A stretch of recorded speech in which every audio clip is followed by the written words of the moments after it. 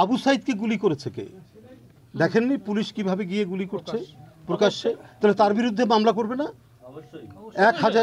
1100-1200 মতো এই শিশু কিশোর বাচ্চারা নিজের জীবন দিয়েছে, আত্মদান করেছে, মা দাঁড়িয়েছে, বাবা দাঁড়িয়েছে, তার সামনে গুলি খেয়ে লুটিয়ে পড়ছে।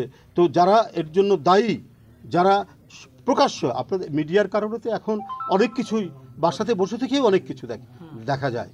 তো মানুষ তো সব দেখছে, অবজার্ভ করছে। তারা কারা? একজন ওসি বলছে যে তার অধস্তন কর্মকর্তাকে তোরা গুলি কর, যদি না গুলি করিস আমি তোদেরকে গুলি করব। তো এই যে ভয়াল পরিস্থিতি তৈরি করে এতগুলো, আজকে ফাইয়াজ, আজকে আবু সাইদ, মুগ্ধ, এই যে একের পর এক এই মানে কচি বাচ্চারা, পুতুলের মতো দেখতে এই সমস্ত বাচ্চাদেরকে যারা গুলি করেছে, এরা মানুষ।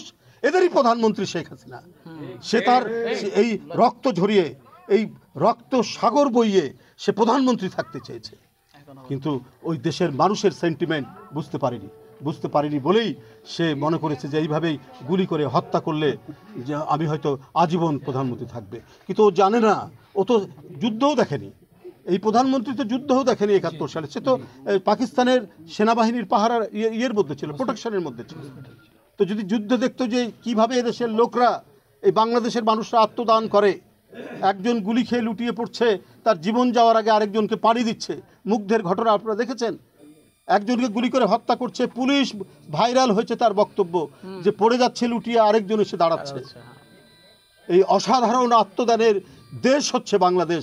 এইটা শেখ হাসিনা এবং তার যে সমস্ত পেটুয়া, লুটেরা, বদমাইশ, মানুষের বাড়িঘর দখলকারী 15-16 বছর ধরে তারা বুঝতে পারেনি বলেই এই ভয়ঙ্কর মৃত্যুর হত্যা লীলা সে বাংলাদেশে চালিয়েছে।